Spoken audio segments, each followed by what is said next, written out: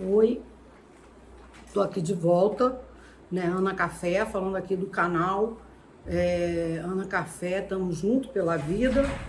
Primeiro queria agradecer pela participação, por você estar aqui assistindo esse vídeo, né? Pensando junto com a gente sobre qualidade de vida e o lugar da saúde mental nesse processo de qualidade de vida.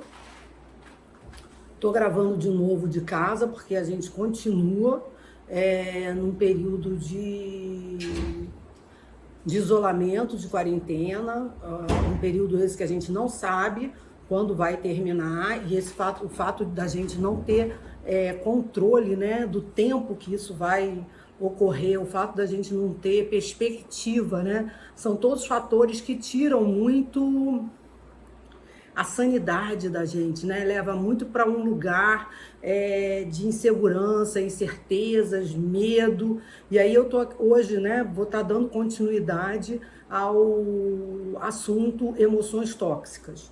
A gente esteve falando sobre emoções tóxicas praticamente nos 2 últimos vídeos, e eu queria continuar porque o assunto não se encerra, e hoje falar mais especificamente delas, né?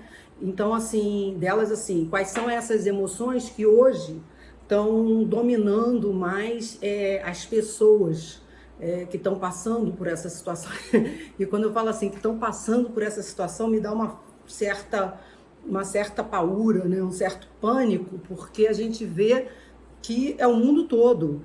Não tem um lugar que não esteja passando por esse momento difícil, por esse momento de angústia, ansiedade. Além do aprisionamento, tem o medo de como que essa situação vai caminhar, como é que essa situação vai evoluir, né?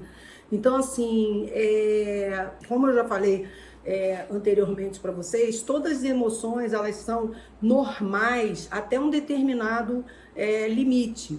Sentir tristeza, sentir raiva, sentir ansiedade, sentir alegria, sentir amor, né? Elas vão se tornar tóxicas quando elas começam a dominar a nossa vida, a nossa visão de vida. Você vê, o amor é um sentimento sublime, é um sentimento bonito. Todo mundo acha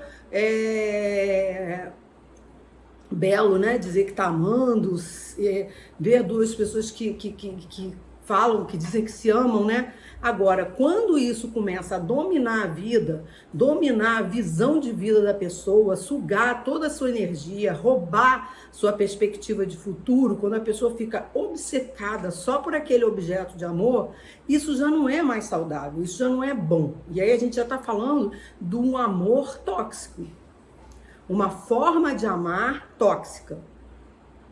Então, os outros sentimentos que muitas vezes são mais dolorosos, como ansiedade, como angústia, como medo, quando ficam tóxicos, muitas vezes acabam se transformando até numa doença, na necessidade, algumas vezes, da gente ter que entrar com um processo de ajuda terapêutica, entrar algumas vezes com processos medicamentosos, porque a pessoa não dá conta daquela emoção e daquele sentimento que adoeceu. É muito importante entender que todas as emoções existem para serem sentidas, todas, né? A ansiedade vem para movimentar a gente, a angústia muitas vezes é um sinal de alerta para alguma coisa relacionado com medo, né?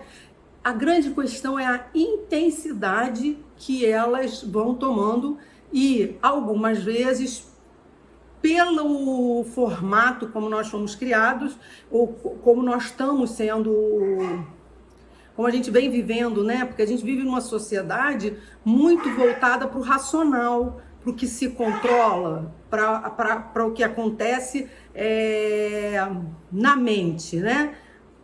Como se a gente pudesse ter um controle intelectual de tudo. E aí o que acontece é que, por essa tentativa de atender a sociedade e reprimir os nossos sentimentos, a gente acaba fazendo com que eles fiquem tóxicos também, com que eles virem, né, sentimentos que, no intuito de serem controlados, eles acabam se descontrolando. Então, a grande questão é que emoção e sentimento, elas não podem, não devem ser controladas pelo externo e nem podem se descontrolar internamente. O grande barato disso tudo é partir para um processo de autoconhecimento, de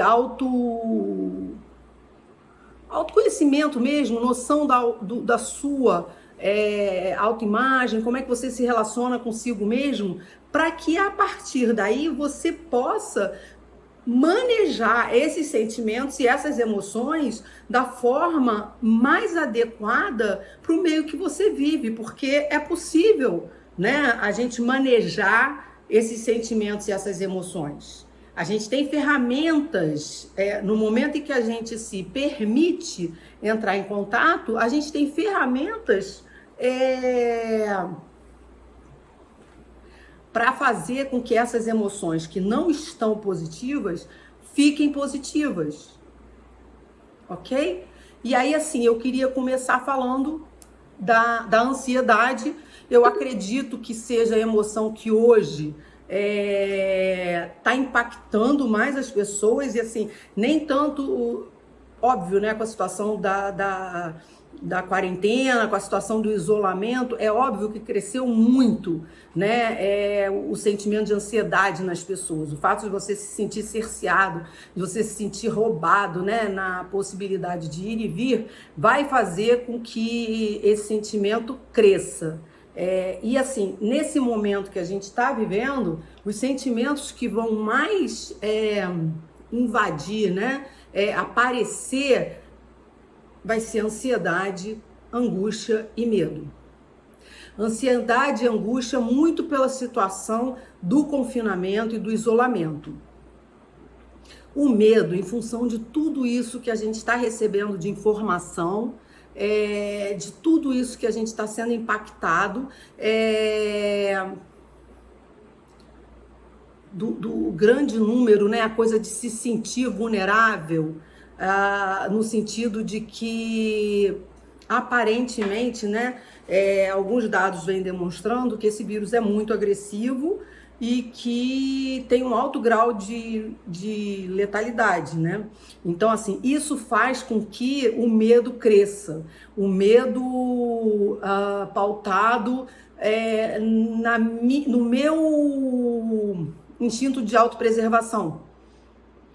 Então, assim, são os sentimentos que eu acho que a gente vai ter que lidar mais nesse processo e deixando claro que as pessoas, né, do mundo psida, que estudam esse tipo de caso, né, eles vêm falando que depois da crise a gente vai ter que se deparar com muitos casos de pessoas com síndrome do pânico, pessoas com depressão, porque às vezes o efeito vem retardado.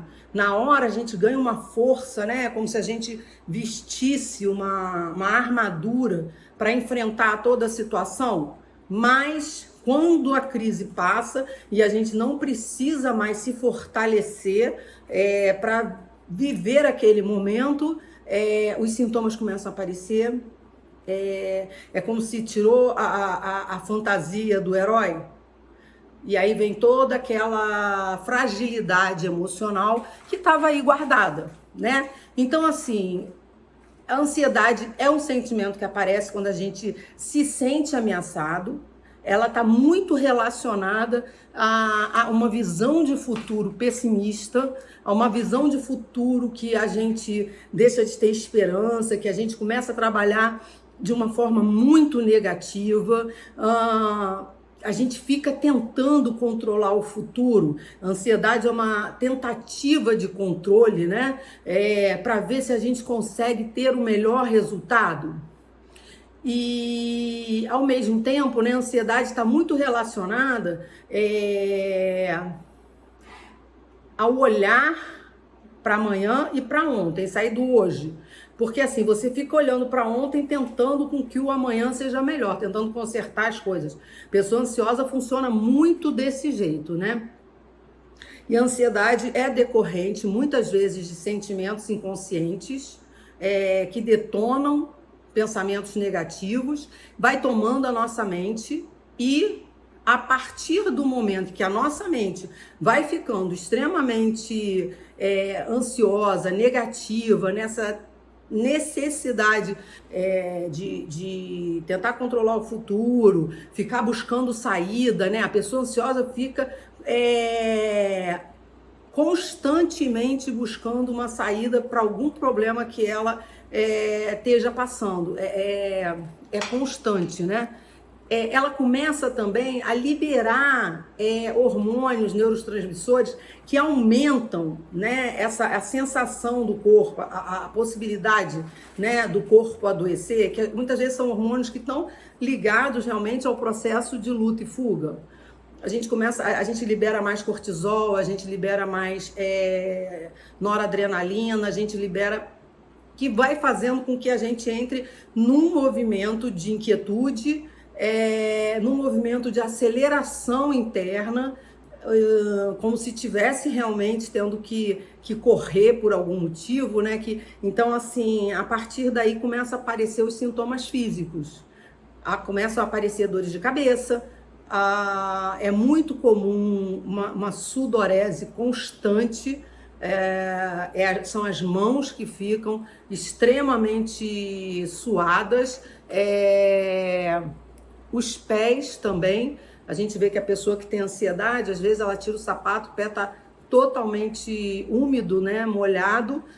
Eu estou falando assim de alguns sintomas que vêm de uma ansiedade que está elevada, mas que ainda não detonou um ataque de pânico. Mas são esses sintomas que levam ao ataque de pânico.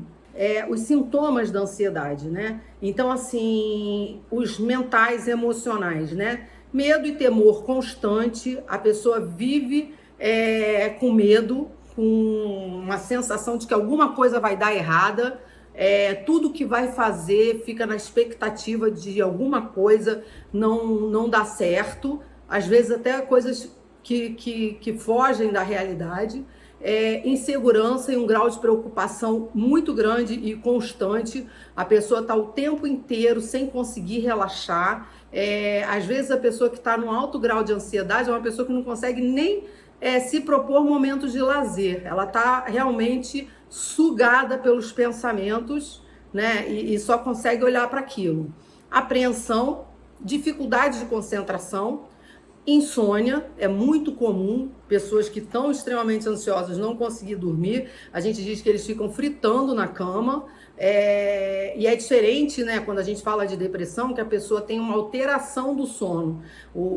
A pessoa deprimida, às vezes ela dorme demais e aí de noite não dorme nada, começa a trocar o dia pela noite. Na ansiedade não, é insônia mesmo. A mente fica o tempo inteiro em alerta, fica o tempo inteiro ligada, como se estivesse esperando alguma coisa acontecer.